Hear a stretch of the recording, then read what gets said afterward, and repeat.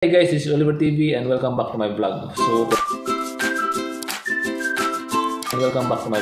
So for this video mga idol, ay aking isi-share sa inyo kung paano nga ba natin makukuha or kung paano nga ba natin malalaman ang account number ng ating Metrobank ATM card. So kung gusto mo malaman or kung gusto mo makuha yung account number ng Metrobank ATM card mga idol, ay kailangan pong pumunta sa Metrobank branch para mag-inquire or magtanong kung ano nga ba ang account number ng iyong Metrobank ATM card. So, dati po mga idol ay makikita po yan sa mga ATM machine kapag tayo ay magbabalance inquiry.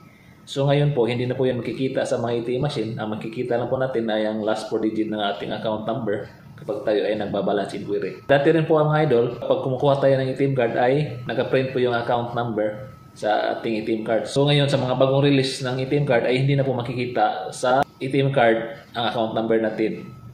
For security and privacy reason lang po yun mga idol. Kaya hindi po nila pinapakita sa ATM machine or hindi na rin po nila piniprint out sa mga ATM card. So kung gusto natin malaman, kung gusto natin makuha yung ating account number, kailangan po natin pumunta sa mga Metrobank branch para mag-inquire sa ating ATM account number. At magdala lang po tayo ng valid ID as proof of identification. So sana may naitulong ang video na ito. See you on my next video and God bless.